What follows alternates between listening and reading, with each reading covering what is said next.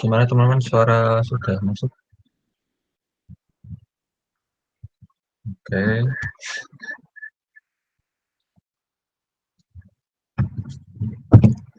aku mulai ya teman-teman. Jadi selamat pagi, assalamualaikum warahmatullahi wabarakatuh. Salam sejahtera bagi kita semua. Selamat datang di pelatihan SLP minggu kedua ini. Jadi karena minggu sebelumnya kan kita sudah membahas pengenalan tentang Figma dan UI UX. Jadi untuk minggu kedua ini sesuai dengan roadmap yang telah aku spill di minggu sebelumnya. Jadi di sini kita akan belajar tentang desain proses. Di mana di dalam desain proses nanti ini kita akan juga melakukan apa yang namanya user research. Karena memang kan kita mau membuat suatu project yang nantinya akan bisa berdampak langsung ke penggunanya. Jadi seperti itu. Nah, selanjutnya tapi harapanku di hari ini kalian bisa mengambil 4 poin penting ini teman-teman. Yang pertama itu kalian memahami dengan betul apa itu desain proses. Kemudian yang kedua, kalian mengetahui pentingnya melakukan suatu desain proses itu apa. Kemudian berbagai jenis dan macam dari desain proses. Kemudian kita juga akan mengetahui bagaimana proses research di dalam design thinking yang merupakan suatu desain proses. Nah, tapi sebelum itu aku mau menyamakan sudut pandang teman-teman terlebih dahulu. Karena ini sangat penting, karena menurutku ini menentukan bagaimana langkah kita dalam berjalan untuk terus dalam step by step-nya ya kita akan secara terstruktur gitu. Kita akan menggunakan desain proses ini supaya dapat menghasilkan suatu hasil UI UX design yang bagus. Nah, jadi untuk catatan yang pertama, tidak semua proses desain itu wajib diterapkan dalam setiap kondisi. Jadi tidak semua, misal nih, kan di desain proses itu ada berbagai macam, ada desain thinking, ada UX, ada diamond. Nah, dari jenis-jenis itu kita tidak wajib untuk memakainya. Kita bisa menggunakan salah satunya aja tergantung dari apa yang kita butuhkan, apa yang kita cocok untuk progres kita atau project kita ini. Nah, contohnya nih, kalian diminta untuk membuat sebuah landing page untuk UMKM. Nah, kalian hanya perlu mewawancarai atau bertanya-tanya si pemilik UMKM tersebut. Jadi kalian setelah mengetahui permasalahan yang ada dan kalian tidak perlu untuk melakukan testing ke dari beberapa user, misal 10 atau 20 user nih. Jadi kalian hanya butuh wawancara dari si pemilik UMKM tersebut saja, tidak usah dari stakeholder yang lain. Nah, cukup ngobrol santai saja, tanya keinginan mereka apa, ya sudah setelah itu kalian bisa menyimpulkan untuk memakai desain proses yang seperti apa. Kemudian untuk kata kunci yang kedua ini, proses desain berfungsi sebagai alat bantu untuk menemukan solusi. Nah, jadi tidak ada formula apa patokan formula untuk menjalankan sebuah desain proses karena memang hanya untuk sebagai alat bantu kita agar saat proses pembuatan itu lebih terstruktur aja sih. Nah, jadi misalnya itu kalian mau pergi ke suatu kota lain, dari Surabaya mau pergi ke kota lain. Tentunya kalian akan bisa melewati beberapa jalan yang ada dong. Dari Maps kalian bisa mengikuti mungkin 3 jalan utama yang direkomendasikan oleh Maps. Tapi dari ketiga jalan tersebut kan mungkin mempunyai durasi yang berbeda, jarak tempuh yang berbeda. Nah, kalian juga di situ harus memilih nih, mana sih yang cocok serta sesuai dengan kebutuhan kalian. Kalian ingin misal pengen suatu jalan yang cepat, ya sudah berarti memang kalian memilih dari ketiga jalan tersebut jalan yang paling cepat gitu. Dan itu juga akan mempersingkat durasi juga untuk kalian. Kemudian catatan yang ketiga, pahami tujuan dari setiap langkah dalam proses desain. Nah, jadi gini, di dalam proses desain itu kan pastinya di beberapa langkah-langkah itu juga ada poin-poin yang perlu kalian kerjakan. Nah, tapi tidak semua poin itu juga kalian kerjakan juga. Pilihlah yang memang benar-benar urgent dan sesuai dengan proyek kalian. Misal di tahapan mungkin dari design thinking itu ada tahap empathize, ada wawancara, terus misalnya serbar, kuesioner, dan sebagainya. Mungkin kalian dari itu bisa pilih salah satu saja. Nah, jadi gitu. Nah, untuk penyamaan sudut pandang, apakah clear teman-teman? Karena memang ini landasan kita untuk berjalan untuk roadmap selanjutnya ini. Oke lah, jadi begitu untuk 3 poin utama. Nah, pada minggu yang lalu kita kan sudah mengenal apa itu UI UX, kemudian kita juga membahas sedikit tentang desain proses. Nah, mungkin ada yang mau membantu aku nih. Apa itu desain proses? Karena memang kan sudah kita bahas minggu lalu. Jadi mungkin ada yang mau membantu aku untuk sedikit menjelaskan apa itu desain proses. Bisa raise atau mungkin juga by chat jika malu teman-teman.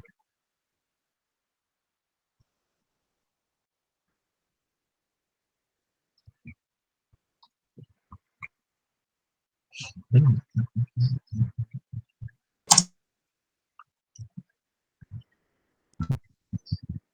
Mungkin ada teman-teman yang tahu arti dari oke, ada Selodava.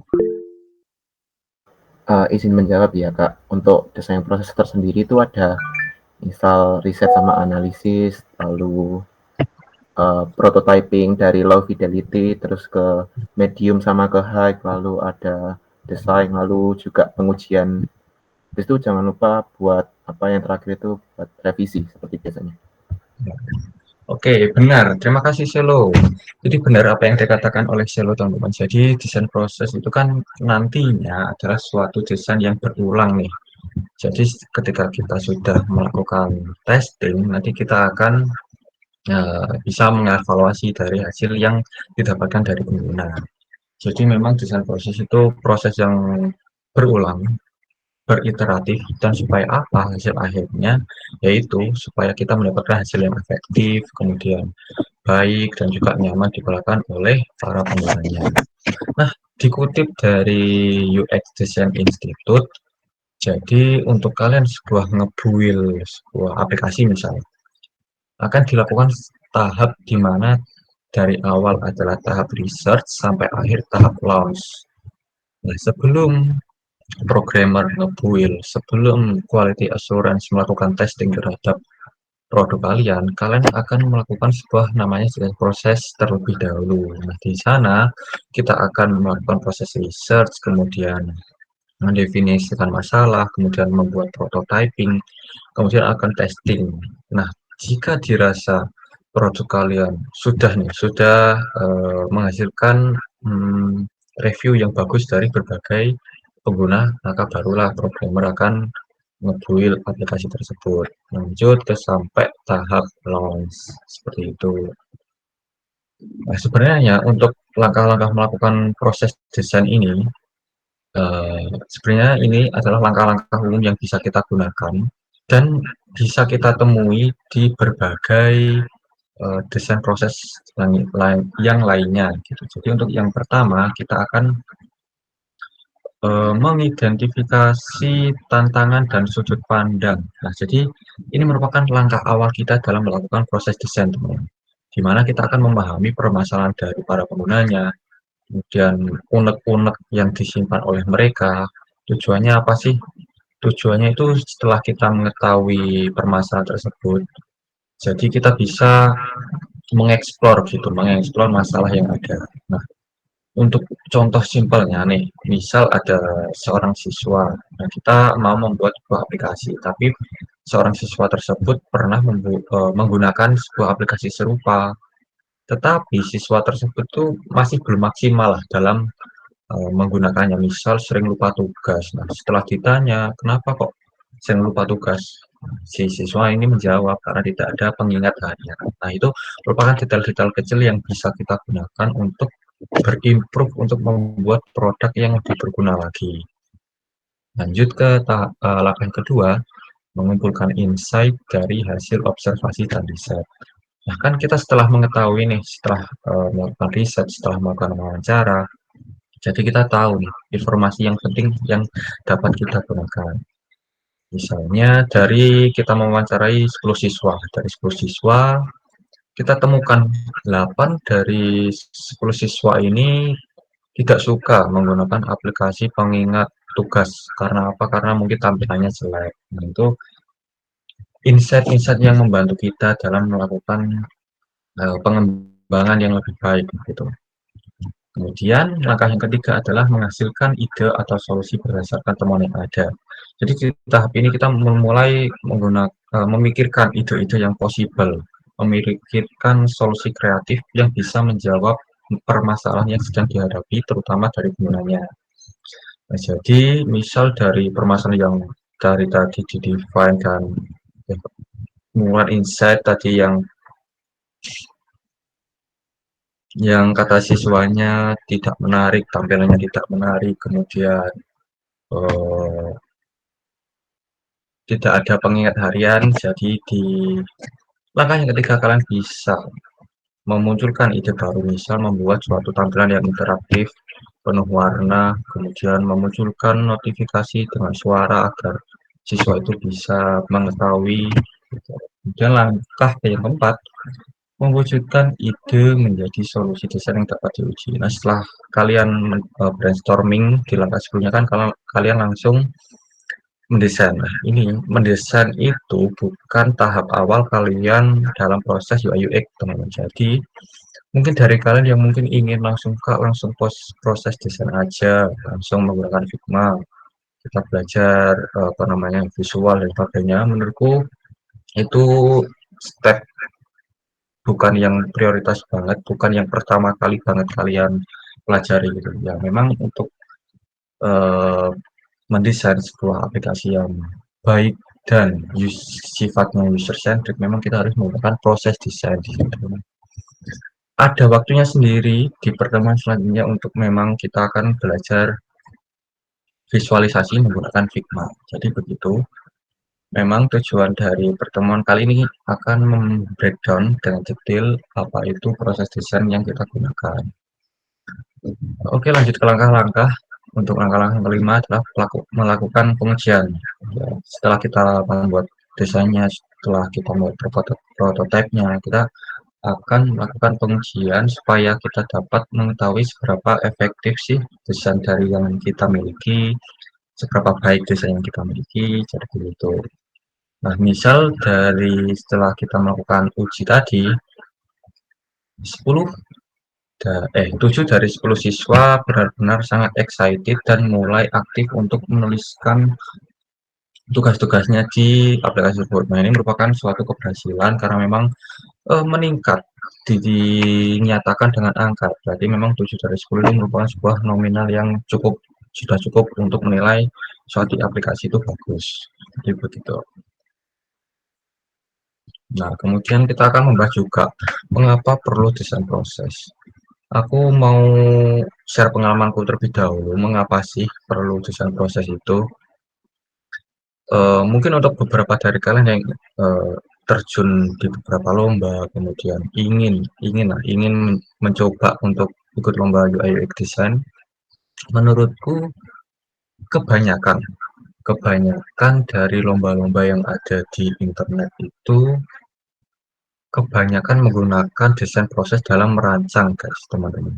Jadi di guidebook ataupun ketentuan lombanya itu pasti akan ada salah satu atau beberapa ketentuan yang harus diikuti para pesertanya untuk menggunakan desain proses.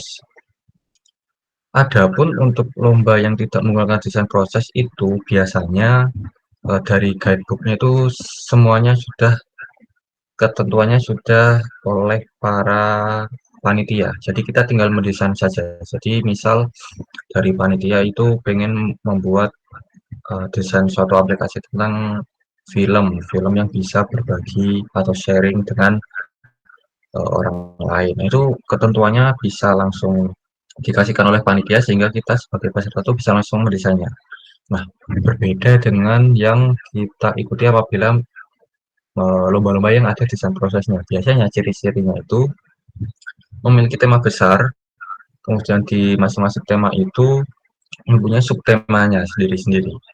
Jadi kalian dengan mengikuti lomba yang seperti itu, kalian itu dituntut untuk berinovasi teman-teman. Jadi inovasi kalian itu bisa berdampak ke stakeholder tertentu. Nah, jadi kalian tidak cuma fokus ke desainnya saja, tapi kalian juga harus mendesain sebuah produk yang memang berinovasi dan dapat digunakan. Gitu.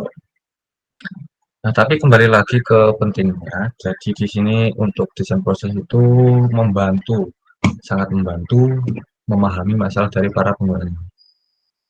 Karena memang dengan memahami secara mendalam apa yang mereka alami itu kita jadi bisa menciptakan solusi yang benar-benar cocok sesuai dengan kebutuhan mereka.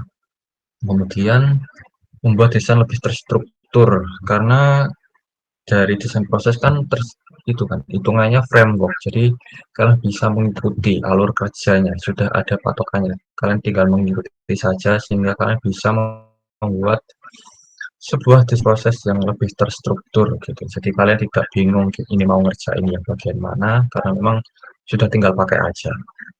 Kemudian yang ketiga ada memudahkan kolaborasi antar tim karena dari desain proses kan setiap prosesnya itu terdapat sebuah dokumen nih. Jadi masing-masing langkah-langkah misal dari antar tim tuh bisa paham langkah ini kok bisa gini kenapa karena memang ada dokumentasinya sehingga bisa dengan mudah dibaca dan dipahami. Kemudian yang keempat, memastikan hasil akhir relevan dan bisa digunakan. Nah, karena memang kan kita akan melakukan tahap ujian, ya, tahap testing untuk menyelaraskan apa yang kita buat dengan kebutuhan dari para usernya. Kemudian yang kelima nih, mendorong inovasi dan iterasi. Nah, karena memang kita ingin membuat hasil yang sangat berguna, pasti perlu adanya proses iterasi. Dan dengan iterasi tersebut kita bisa mengevaluasi dan dapat menghasilkan sebuah inovasi, inovasi yang dapat digunakan.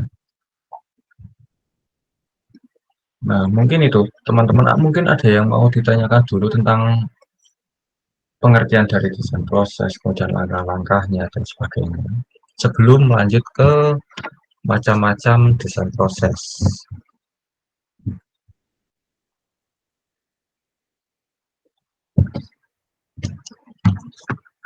Oke, jika tidak ada aku lanjut aja untuk macam-macam dari desain proses. Nah, seperti yang aku bilang tadi bahwa memang desain proses itu bisa kita pilih salah satu, tidak kita pilih semuanya karena memang sesuaikan dengan kebutuhan kalian aja teman-teman. Di sini yang kita pelajari akan ada 4. Ada design thinking, design sprint, lean UX, dan double diamond. Tapi pada hari ini kita hanya akan membreakdown secara detail pada salah satu desain proses saja, yaitu design thinking. Untuk alasannya mungkin akan aku berikan di next slide karena kita akan membahas secara singkat saja untuk masing-masing desain proses ini. Nah, design thinking. Design thinking ini merupakan suatu desain proses yang memfokuskan pada empati penggunanya. Ya, bisa dilihat di tahapan awal yaitu empathize yang artinya berempati, merasakan apa yang dirasakan oleh orang lain. Gitu. Jadi kita dengan harapan kita dapat ikut terjun langsung sih apa yang dirasakan oleh para penggunanya. Kemudian lanjut ke desain sprint. Menurutku desain sprint ini metode yang cepat dibanding dengan desain thinking karena memang waktu pengerjaannya itu bisa 5 hari saja, tergantung dari langkah-langkah yang kita lakukan. Kalau di sini kan ada 5 nih, understanding, diverse, decide, prototype, dan validate. Nah, masing-masing langkah-langkah ini bisa kita lakukan 1 hari, 1 langkah, seperti itu. Kemudian lanjut ke lead UX. Nah, ada yang lebih cepat lagi daripada desain sprint yaitu lean UX karena kita hanya 3 butuh langkah saja. Yang pertama ada think, make, dan check. Nah, untuk Misal dari contoh tadi yang pelaku UMKM yang ingin membuat landing page, nah itu bisa kalian gunakan Land UX karena memang prosesnya cepat dan dengan kalian memahami saja, itu bisa langsung membuat prototypingnya, bisa langsung membuat wireframe-nya, dan kemudian bisa juga langsung melakukan testing setelah melakukan itu. Nah, ini keunggulan dari Land UX karena memang sangat-sangat cepat dan mungkin cocok untuk startup yang memang mungkin setiap minggu rutinan itu update fitur gitu. Cocok sekali Land UX ini. Kemudian lanjut ke double diamond.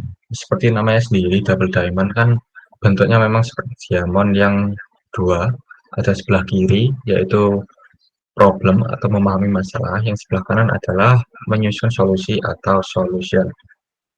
Di mana memahami masalah ini juga di dalamnya ada discover dan explore event, kita memahami permasalahan dari usernya dulu, kemudian di diamond yang sebelah kanan di solusi terdapat develop test dan driver listen, di mana kita akan melakukan prototyping dan testing di diamond bagian kanan. Nah, lanjut ke proses design thinking. Mengapa aku mengambil design thinking sebagai contoh untuk kalian? Karena memang design thinking itu proses desain yang sudah sangat umum, sering digunakan oleh banyak orang, apalagi yang baru belajar banget itu design thinking sudah cocok. Kemudian design thinking juga sudah lama sekali teman-teman, sudah lama ada.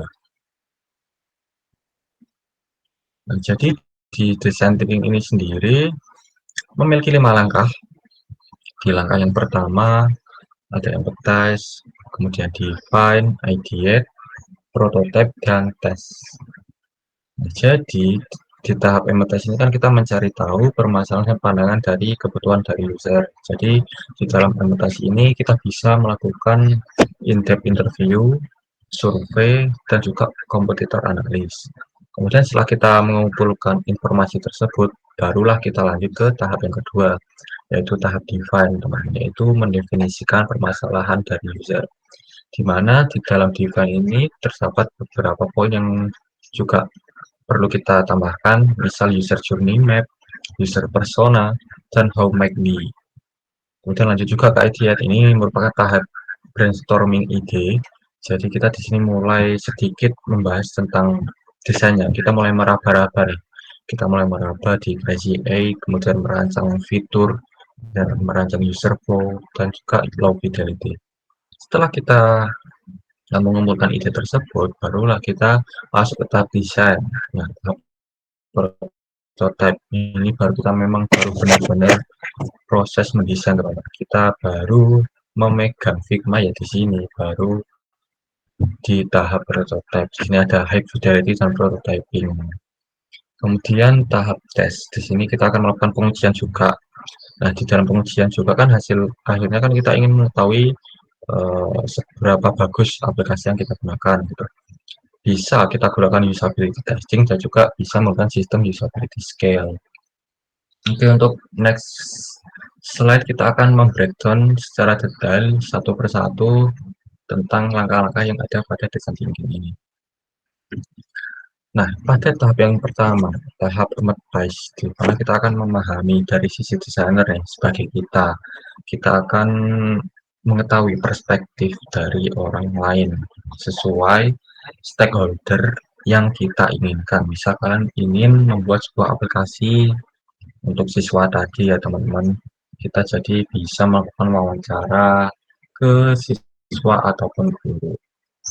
Nah, di tahap empathize ini barulah kita melakukan apa yang namanya proses riset.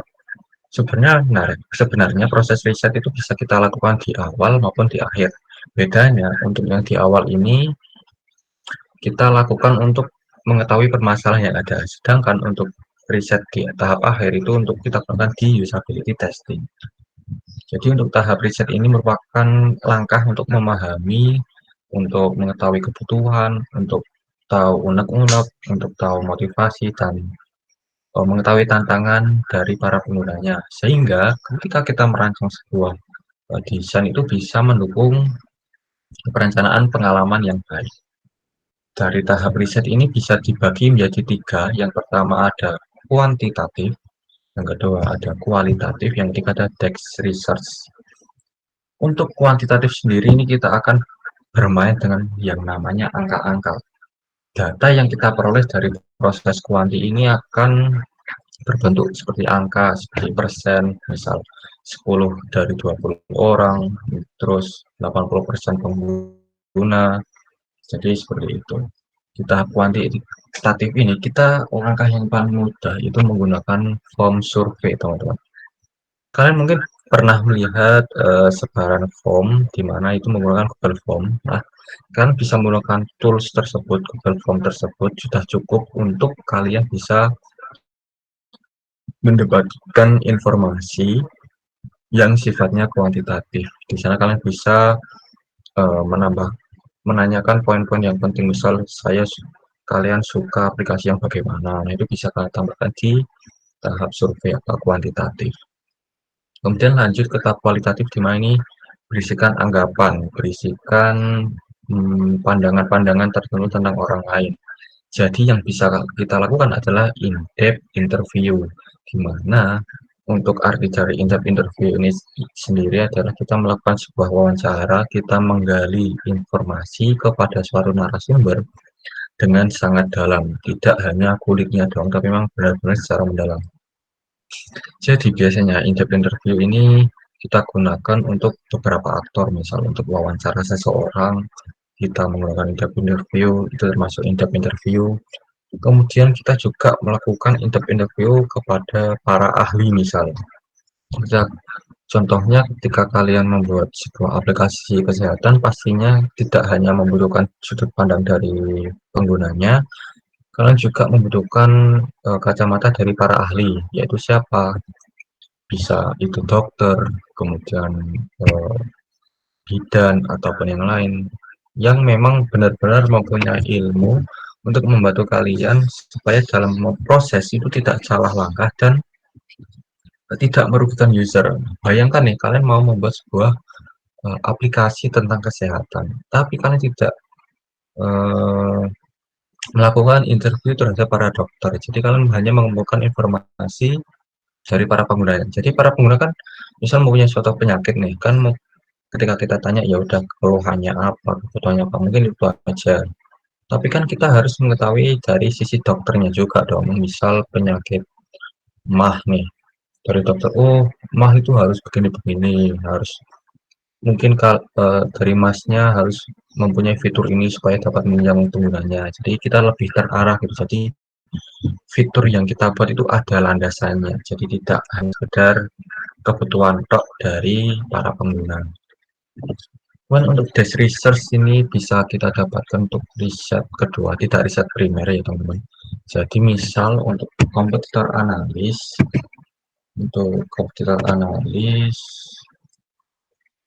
contohnya seperti ini. Komputer analis itu seperti ini teman-teman. Jadi kita bandingkan aplikasi serupa kita dengan aplikasi yang lain.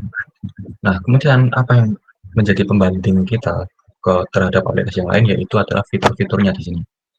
Misal untuk aplikasi pemantauan siswa nih, fitur yang pertama terdapat notifikasi. Nah, di aplikasi lain itu ada, di kompetitor yang lain juga ada.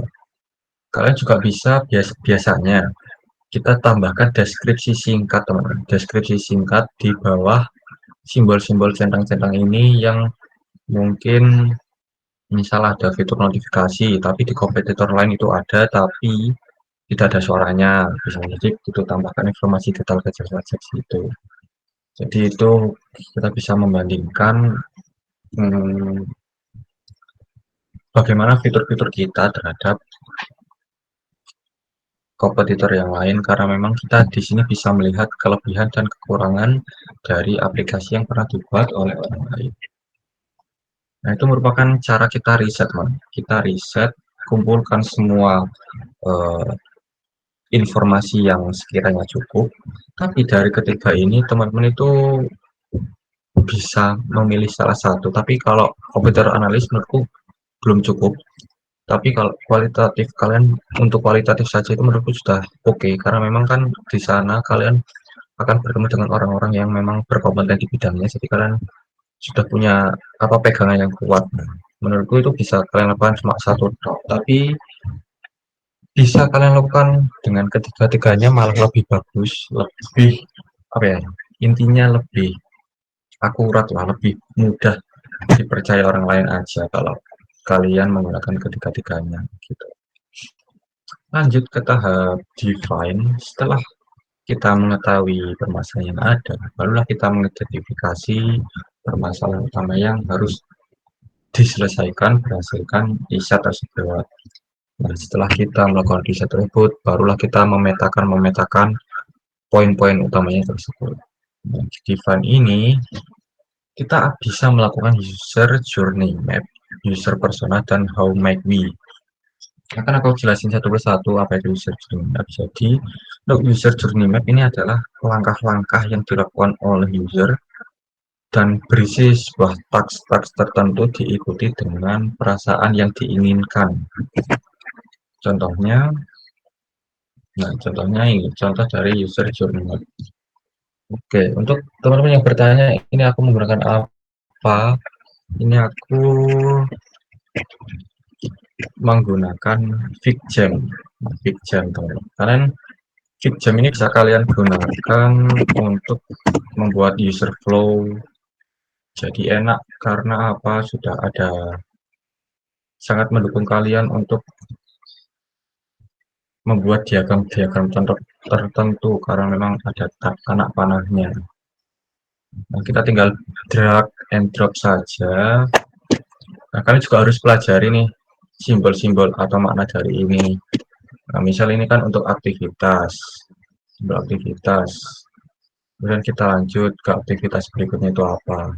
Tapi biasanya user flow atau yang lainnya biasanya diawali dengan bulat sebagai tanda itu awalan ataupun akhiran. Baru diteruskan dengan aktivitas yang bentuknya kotak-kotak seperti ini.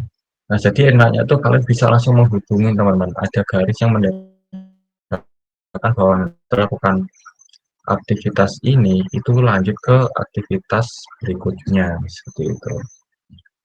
Selain FigJam juga kalian bisa menggunakan Draw.io. Nah, Draw.io mungkin bagi kalian ada yang sudah familiar, tinggal start aja nanti langsung masuk ke dalamnya. Jadi aku jelasin untuk user journey map. Nah, ini aku ada contoh untuk kalian mengakses aplikasi booking.com. Nah, terdapat journey. Alurnya itu bagaimana? Membuka aplikasi, melihat layanan, melihat pemesanan. Jadi ini user journey map untuk orang-orang yang ingin memesan. Nah, apa yang perlu dilakukan untuk melakukan teks tersebut? Jadi untuk journey yang pertama, untuk misal membuka aplikasi, ya sudah, berarti memang apa yang harus dilakukan oleh para penggunanya itu membuka aplikasi dulu. Yang mereka pikirkan mungkin kan ingin mengecek layanan atau mencari diskon. Nah, pasti perasaan dari orang yang ingin mengecek kan pasti, ekspektasinya tinggi nih, ingin mendapatkan diskon yang gede. Gitu. Tapi dia juga memiliki pain point di sini. Mungkin tampilannya kurang baik, jadi nggak enak dipandang. Lanjut ke journey yang kedua misal. Lanjut ke journey kedua itu melihat layanan di beranda dengan taks mulai mengeksplorasi akomodasi yang ada. Nah, tapi feel-nya di sini ini dari yang tadinya hype nih, senang sih ya udah jadi biasa saja. Karena memang mungkin ekspektasinya ketinggian gitu teman. Karena apa masalahnya di sini tampilan layanannya disusun horizontal. Nah, itu mungkin karena tidak enak dipandang. Dan lanjut sampai tahap yang terakhir di mana memang semua ini base-nya dari apa yang dipikirkan oleh para penggunanya. Oke, mungkin ada yang dibingungkan teman-teman tentang user journey map ini sebelum aku langkah lanjut ke user persona, karena memang cukup kompleks sih untuk tahapan ini karena memang kita akan mulai mengelompokkan ide-ide yang muncul gitu.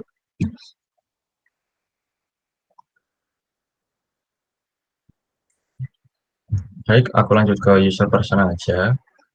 Nah, tadi kan teman-teman melakukan wawancara, kemudian melakukan sebar kuesioner. Dari wawancara tersebut kan pasti kita mempunyai nama-nama, mempunyai aktor yang kita ajak diskusi. Dari hasil tersebut kan bisa kita tuangkan ke dalam user persona, di mana merupakan user persona itu gambaran kita tentang suatu orang. Tapi di sini dengan catatan teman-teman, user persona yang kalian buat itu tidak menggunakan identitas asli dari uh, sumber informasi kalian gitu. Jangan jadi user persona itu bisa menggunakan profil dummy.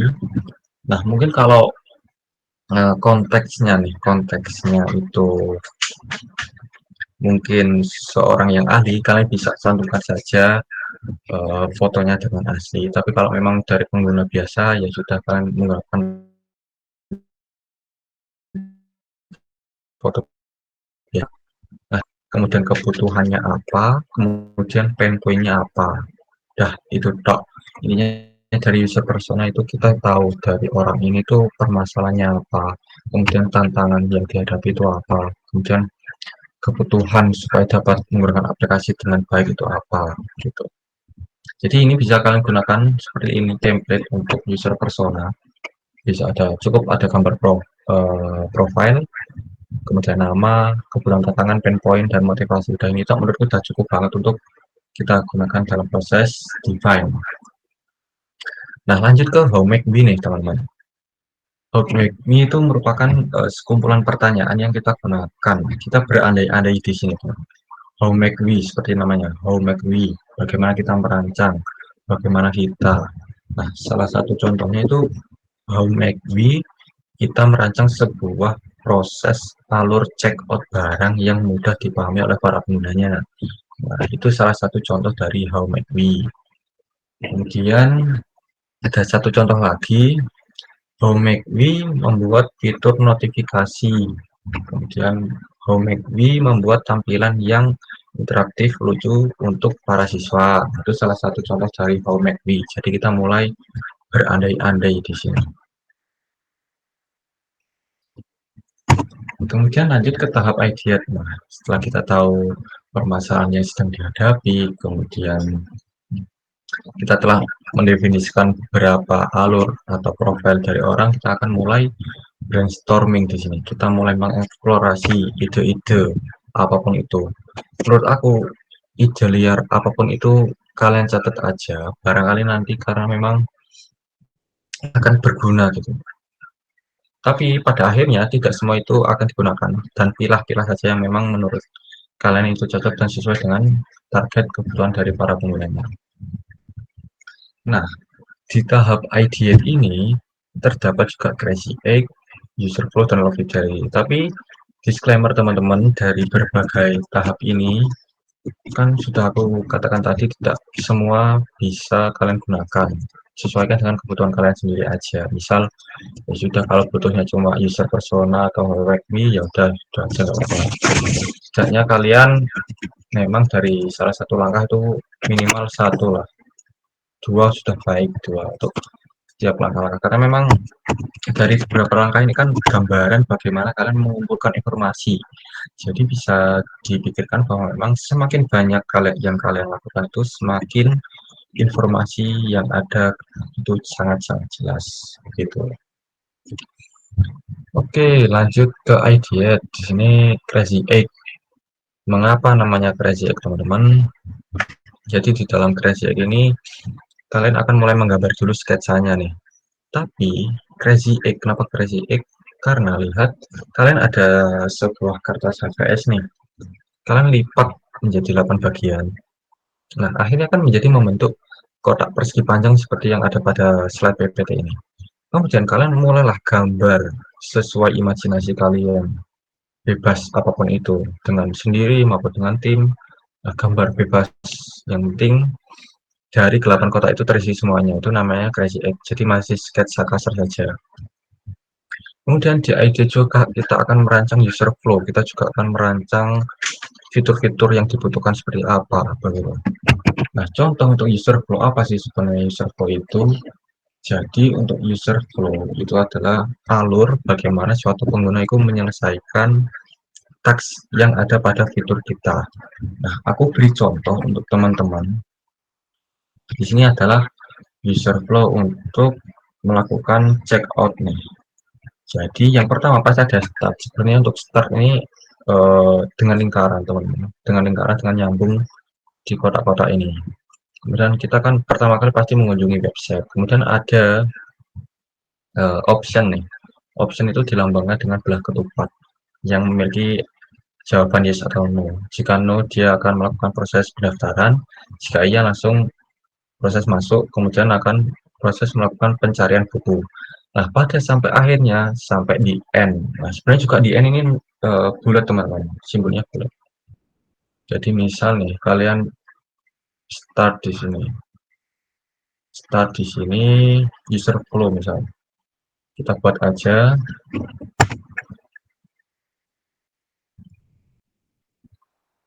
Kita ubah untuk aktivitasnya. Biasanya disimbolkan untuk aktivitas itu persegi panjang. Sesuaikan ukurannya juga teman-teman.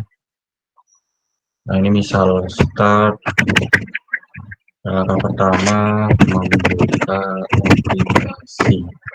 Kemudian lanjut sampai tahap end. Nah, aku kasih tahu ke kalian juga bahwasannya user flow pada tiap aplikasi ataupun website itu bisa lebih dari satu. Kalau dari aku sendiri biasanya aku memisahkan user flow itu tergantung fitur yang ada teman. Jadi semakin banyak fitur yang kalian punya, semakin banyak juga user flow-nya. Dan juga user flow itu merupakan gambaran garis besar bagaimana user itu mengakses produk kalian. Gitu. Juga di EDS kita juga melakukan proses low fidelity teman-teman. Di dalam low fidelity ini kan sebelumnya kita sudah dalam menggambar dalam bentuk crazy egg nih. Barulah kita lanjut ke tahap low fidelity, mas sudah memegang Figma, tetapi masih belum berwarna, belum ada elemen visualnya. Jadi kita masih putih abu-abu seperti ini. Untuk lebih jelasnya, kita akan masuk ke tahap prototyping, teman-teman. Kita akan memvisualisasikan dari low fidelity ini ke tahap high fidelity. Jadi di sini kita ini contoh tampilan untuk ini masuk ke tahap prototyping untuk tampilan ini karena memang aku sudah membuat tampilannya, kemudian dari prototipenya juga ada. Kita ini aja. Oh ya, untuk aku beri sedikit bagaimana caranya menambahkan prototype. Jadi kita bisa mungkin ada tombol di sini kita tambahkan. Nah, kita klik aja. Nanti pasti jangan lupa di bagian properti di sini. Ini kita ganti ke prototype dulu. Kemudian kita drag. Nah, kita drag nih teman-teman. Kita drag akan muncul seperti ini nih, anak panah ini. Lanjut ke slide mana yang ketika kita klik ini akan lanjut ke slide mana. Nah, kemudian kita juga bisa setting-setting kita dapat prototype to on tab. Kalau on tab ya sekali klik aja gitu. Dan actionnya navigate to, jadi berpindah kemana. Nah, destinasinya ini kita masuk ke welcome 3. Nah, berarti frame welcome 3 ini. Animasinya bebas, kalian bisa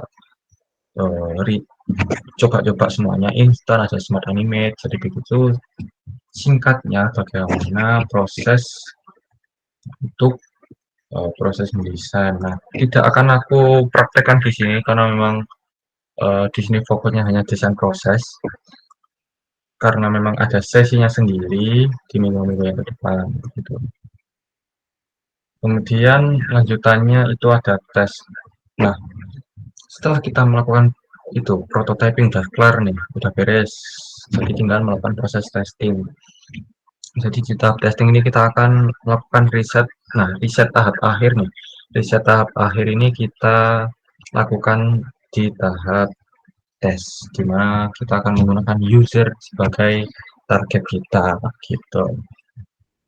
Nah, apa yang bisa kita lakukan di tahap tes? Yang bisa kita lakukan adalah usability testing dan juga sistem usability scale. Di mana untuk usability test ini itu mengevaluasi bagaimana kemudahan pengguna mengakses aplikasi kita. Jadi untuk ukuran usability test itu bagus itu misal kalian mematok untuk mengakses informasi atau fitur ini itu kalian tentukan berapa detik. Misal untuk mengakses checkout mungkin 10 detik sampai akhir gitu. Kemudian juga seberapa mudah diakses oleh para penggunanya. Misal dari fitur ini berganti ke fitur setelahnya itu mudah apa enggak gitu. Itu masuk ke dalam usability test. Nah, sedangkan untuk sistem usability scale itu adalah sebuah kuesioner yang kita sebarkan ke responden, ke pengguna untuk mengetahui tingkat kegunaan dari suatu produk kita. Jadi di dalamnya itu terdapat kuesioner, misal saya dengan mudah menggunakan aplikasi ini, saya suka dengan fitur ini, gitu. Jadi akan digambarkan dengan skala Likert, ya. Kalau kalian mungkin belum mengenal skala Likert itu apa, skala yang dari 1 sampai 5, yang mungkin 1 itu sangat jelek, 5 itu sangat bagus. Nah itu kita gambarkan dengan itu. Biasanya sistem usability skill itu minimal 10 pertanyaan teman-teman. Jadi misal untuk saya dengan mudah menggunakan aplikasi ini, saya beri nilai 4. Kemudian lanjut ke pertanyaan kedua, begitu seterusnya sampai pertanyaan yang akhir. Nah, sistem usability skill ini bisa kalian langsung lakukan juga ketika kalian melakukan usability test.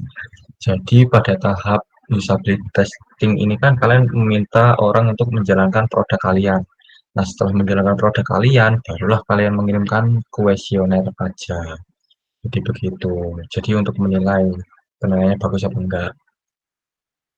Kalau usability test kan ini menilai sesuai apa yang kriteria apa yang kita miliki dari waktu, kemudian kemudahan. Tapi untuk sistem usability scale ini kan akan dimunculkan dalam format angka 1 sampai 5 dengan nilai-nilainya itu memang langsung dari usernya. Nah, untuk usability scale ini sendiri dikatakan baik itu minimal mendapatkan skor 70, teman-teman. Jadi memang tahap testing ini juga akan ada sesinya sendiri, tidak akan aku bahas di pertemuan ini. Mungkin di minggu-minggu ke depan sampai akhir akan membreakdown secara jelas apa itu proses-prosesnya. Memang minggu ini fokusnya di research, bagaimana kita melakukan research gitu. Oke teman-teman, sudah selesai materi pagi hari ini. Aku membuka sesi diskusi untuk kalian. Mungkin ada beberapa teman-teman yang ingin menanyakan, yang ingin diketahui, ingin tanya atau sharing atau apapun, bebas teman-teman, bisa raise ataupun sebagainya. Aku tunggu, dan juga jangan lupa habis ini akan dibagikan link absensi juga, jadi kalian bisa mengisinya. Oke teman-teman, aku tunggu untuk pertanyaan-pertanyaan kalian.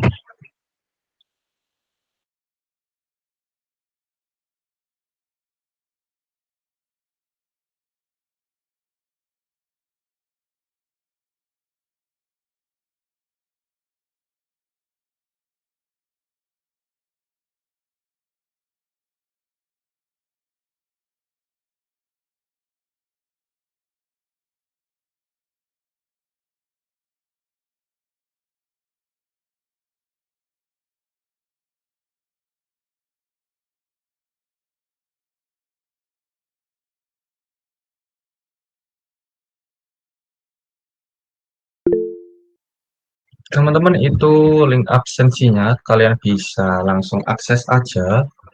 Ada beberapa pertanyaan soal yang perlu kalian jawab.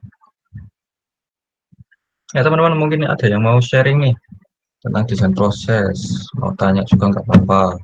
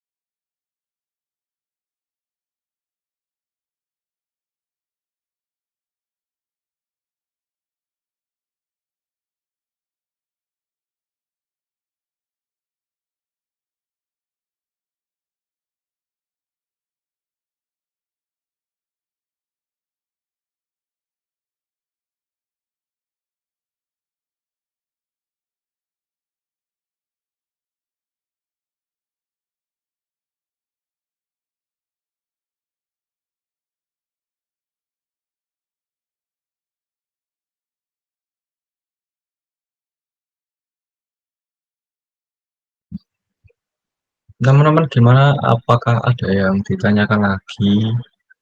Dan jangan lupa untuk link absensinya sudah ada ya.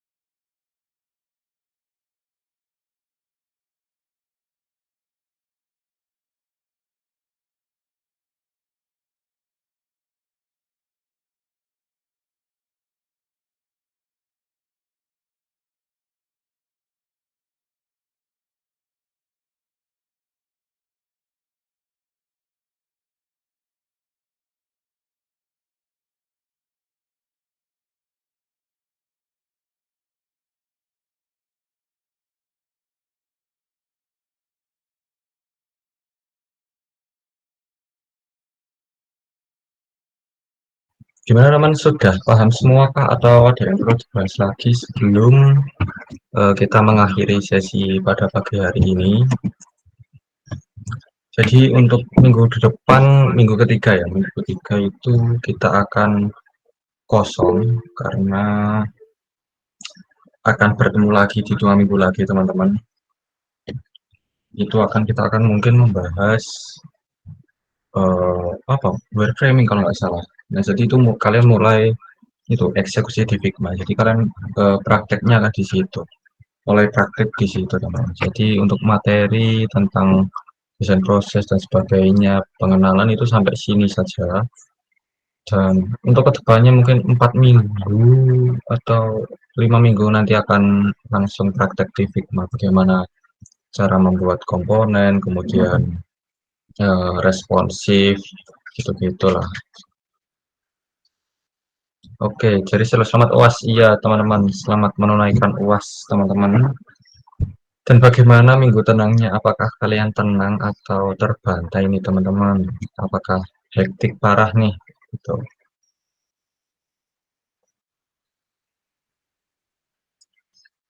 Ya, meskipun UAS tetap semangat, teman-teman. Tetap habis terbantai. Wah, ya, kita semua juga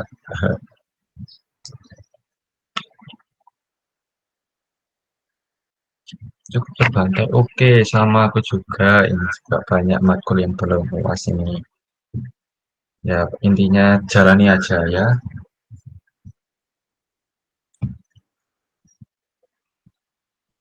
Mungkin pertanyaan aku tunggu sampai 10.15 deh.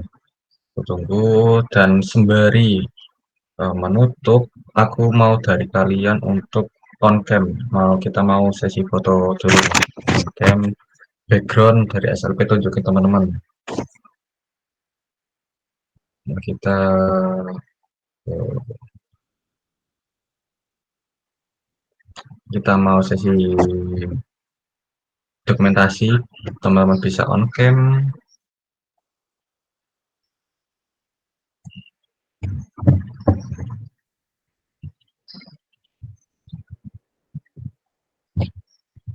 Halo Mas Fahmi, Mas Angga, ada Mas Selo, Mas Ahmad. Ayo yang lain bisa diikuti untuk on cam teman-teman.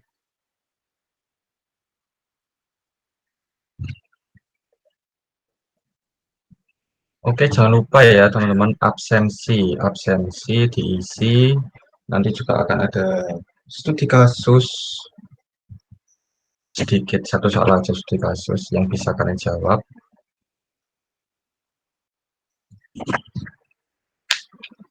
Gerawan 1, 2, 3. Oke.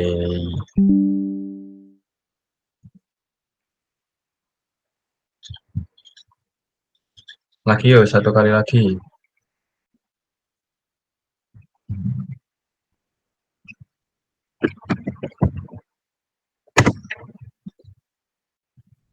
Satu, dua, tiga. Oke, teman-teman. Aku rasa cukup untuk materi hari ini. Aku mau berpesan kepada kalian terus belajar dan resapi ilmu-ilmu yang aku berikan di hari ini. Semoga mendapat insight baru dari yang aku berikan. Kemudian belajar teori sembari belajar praktek harus diimbangi, jangan berpaku pada teori saja. Nantinya ada yang namanya teori apa namanya? Teori hell.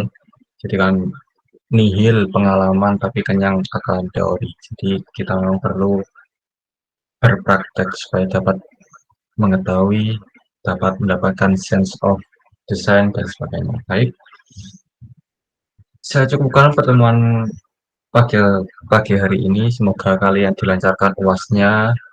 Kemudian